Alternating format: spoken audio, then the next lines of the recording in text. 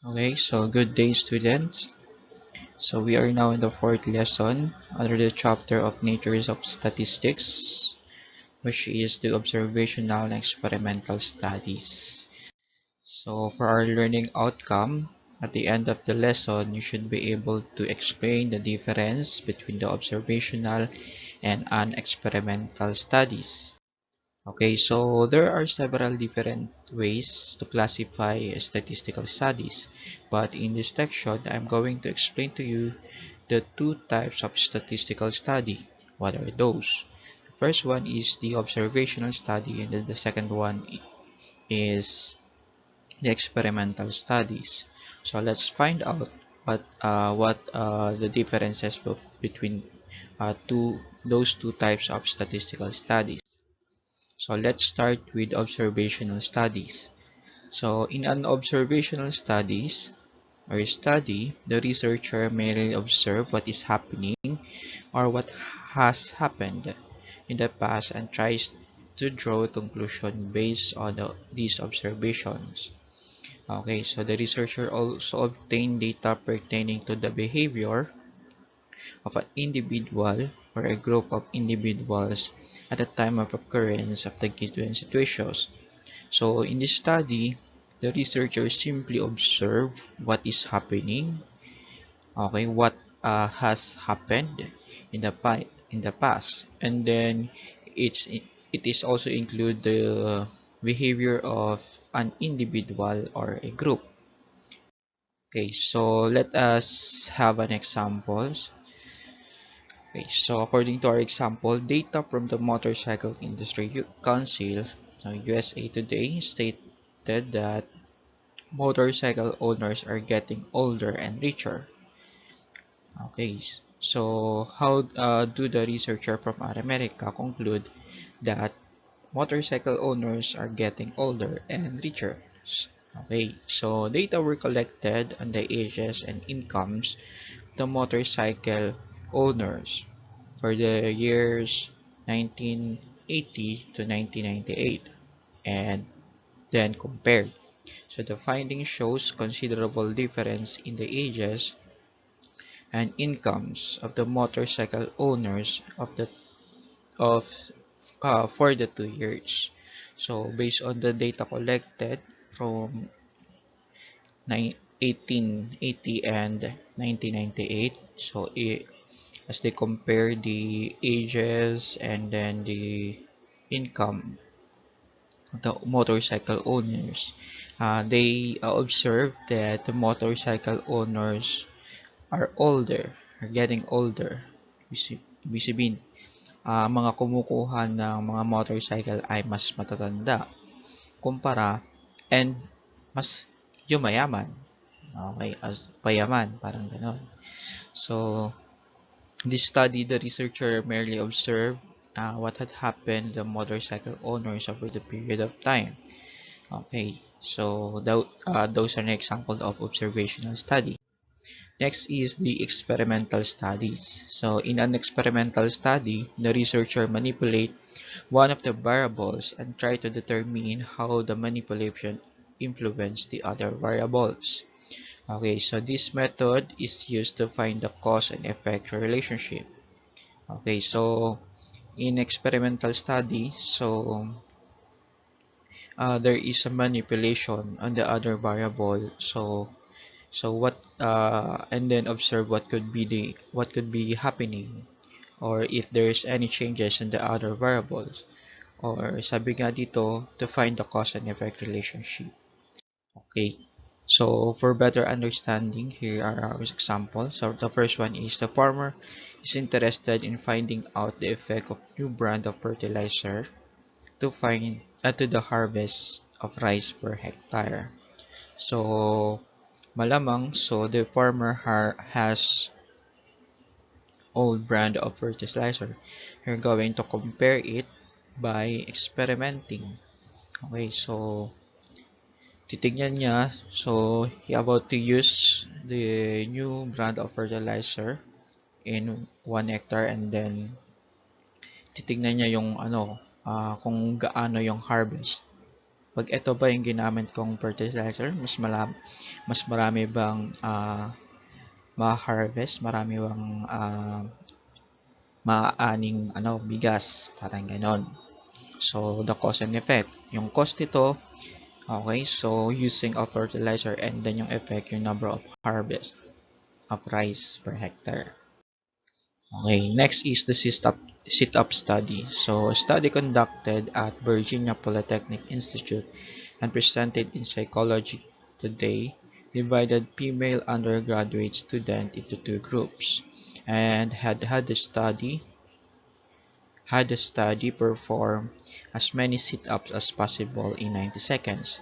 The first group was told only to do your best, while the second group was told to try to increase the actual number of sit-ups done each day.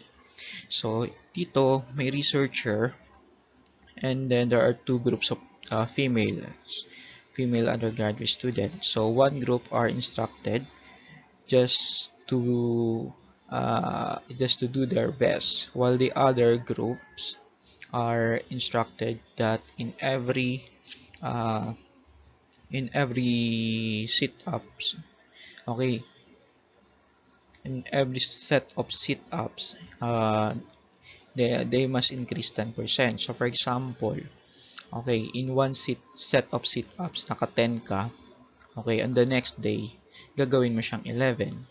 Okay, 10% and 10%. Okay. So kumbaga, nag-i-increase siya ng 10% each day.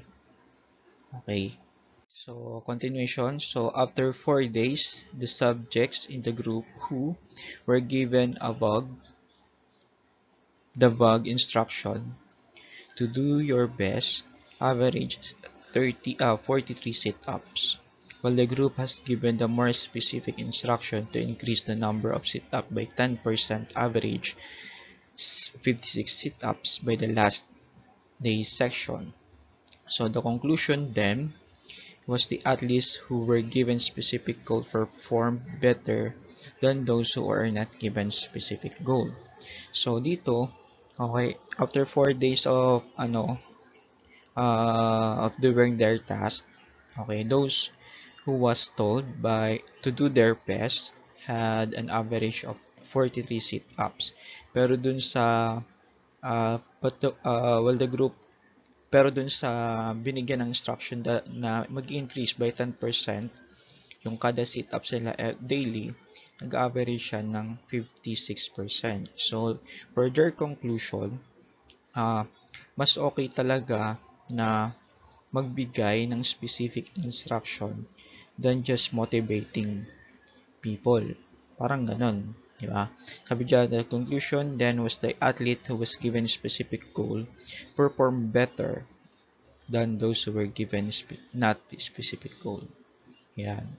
So, this study is an example of statistical experiment since the researcher intervened in the study by manipulating one of the variables, namely the type of instruction given to each group. Okay, so yung manipulation na nangyari is yung binigyan ng instruction kung saan the sit up that they need to do will increase by 10%. Okay, so yun ang manipulation dyan. Okay, so quasi-experimental study, ano naman to? Quasi-experiments are studies that aim to evaluate intervention but do not use randomization. Kumbaga, specific na tayo dito.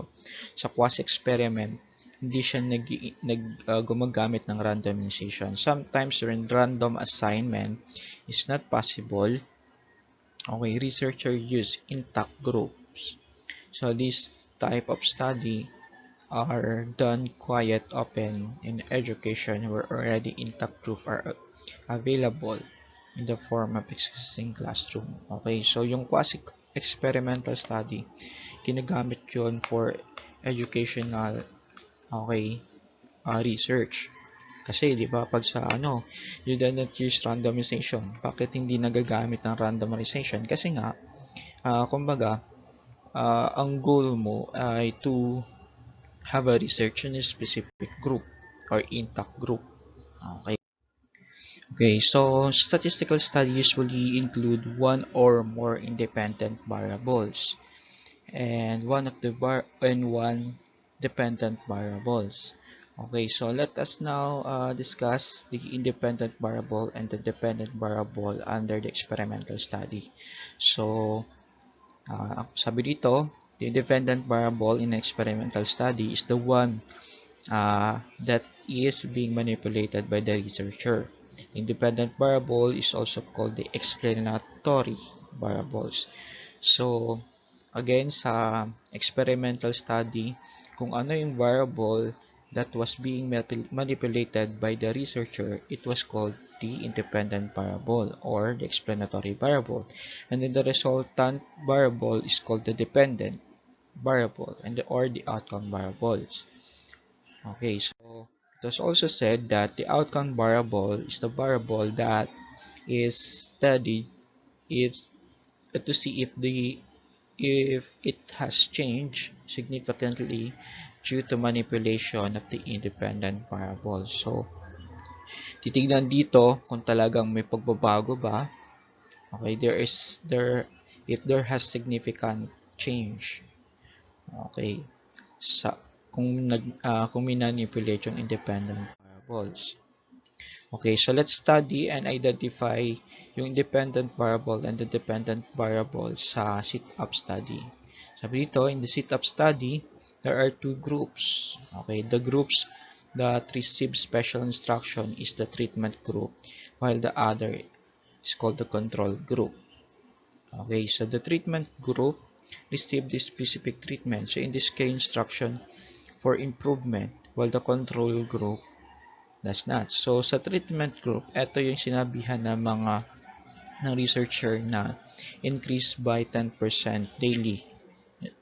Okay. While sa control group naman, ito naman yung sinabihan lang na do your best. Okay. So identify the independent variables under the SitUp study. Okay, so independent variable is the type of instructions, and the dependent variable or the resultant variable is the number of SitUps each group has able to perform after 4 days. So, yun yung independent at dependent variable of SitUp study. Ano ba yung type of instruction? Number one is okay, to do your best, and then the second one is okay, ano doon? Is the one who was being instructed to increase by 10% yung sit-up nila daily each day. So now let's talk about the advantage and disadvantages of experimental studies. Okay, so the advantages are the researcher can decide how to select subject and how to assign them in specific group. Okay, the researcher can also control and manipulate independent variables. So for example, in the study that require the subject to consume a certain amount of medicine each day. So the researcher can determine the precise dosage and, if necessary, vary the dosage for the groups. Okay, so that's an example. Okay. So for the disadvantages of experimental study, so number one is the study may occur in unnatural settings, so such as laboratory or special classroom. So this can lead to several problems, and one such problem is that the result may not apply in natural setting. So for example, halimbawa, the age question is that this mouthwash can kill 1,000 germs sa test tube. Pero, gano'n din kaya kadami yung papapatay na sa loob ng isang bibig. Okay, ulitin natin yung example. So, for example, may experiment na kinandak na isang mouthwash. So, according to the findings, yung mouthwash na yon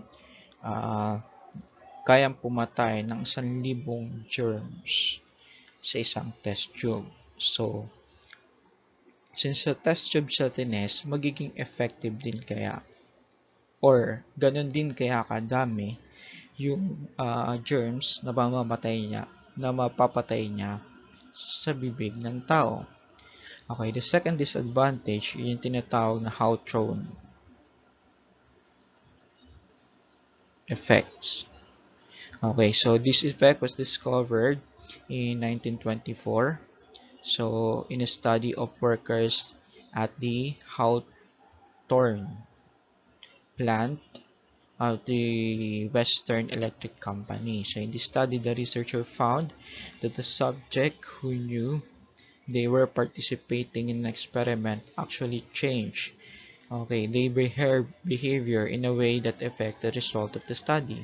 Okay, so ito yun naman yung tinatawag na Hawthorne effects. Okay, so for example, may isang individual na alam niyang pinag-eksperimentohan siya. Okay, so pwede niyang gawin is to change his behavior. So kapag pag alam ng tao na pinag-eksperimentohan siya, okay, so there are tendency na paglaruan niya yung behavior niya at magkaroon ng epekto yun sa result ng pag-aaral niyo. Okay, the last one is the confounding of the variables. Okay, so this is the one that influences the dependent or outcome variable but was not separated from the independent variable. So, nagko-compound yung variables. Okay, so dito yung variables, yung dependent variable, okay, ay nagkakaroon ng influence sa independent variable pero hindi naman siya humihiwalay doon. Okay. So, the advantages of behavioral study. So, number one is usually occurs in natural settings. Okay, so for example, the researcher can observe people's driving pattern on street and highway in a large city. Okay, so natural setting. Kung ang pag-aaralan mo ay behavior ng mga driver, okay, punta ka sa daan. Okay, behavior ng mga observe mo ay mga farmers, punta ka sa field. Okay. So next is, it can be done in situation where it could be unethical or downright dangerous to conduct experiment. An example nito, yung researcher, yung researcher ay nag-aaral ng mga suicides. Okay, yung mga na-rape, yung mga uh, yung mga na-murder. Okay, so yun yun. Yung talagang sensitive mga cases. And then last one is, can be done using variable that cannot be manipulated by the researcher. So, for example, yung drug users versus non-drug users and the right-handed versus left-handed. So, hindi naman niya, hindi kayang manipulate ng researcher yun. Ilang drugs ba yung yun ang intake. Para, hindi rin naman pwede natin pilitin na mag-drugs yung mga non-drug user.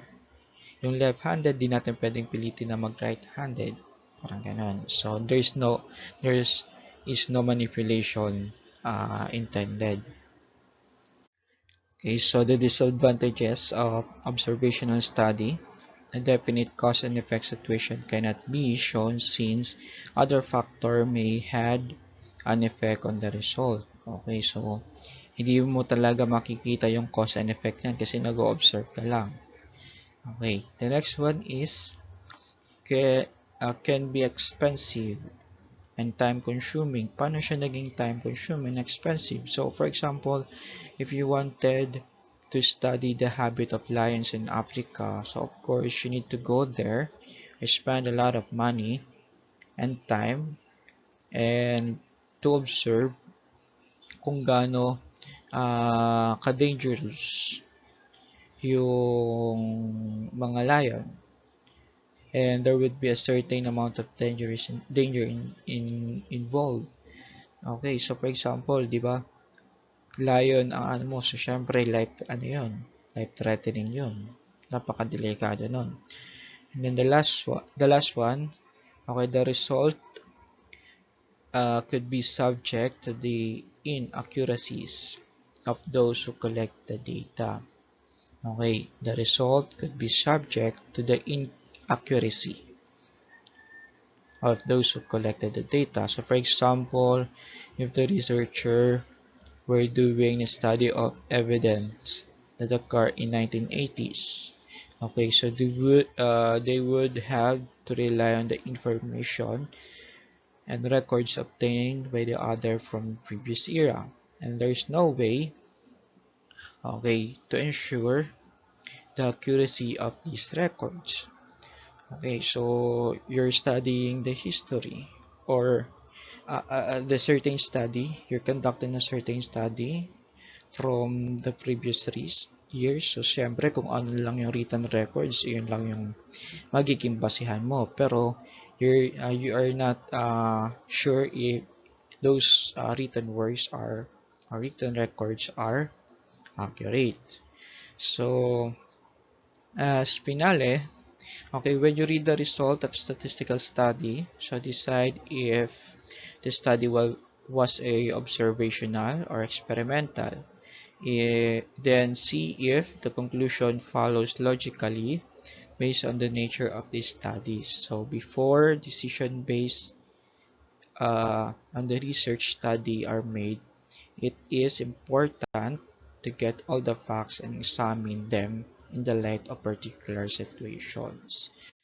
Okay, so that's all for today. That's all the discussion about the observational experimental study. Thank you for listening and God bless.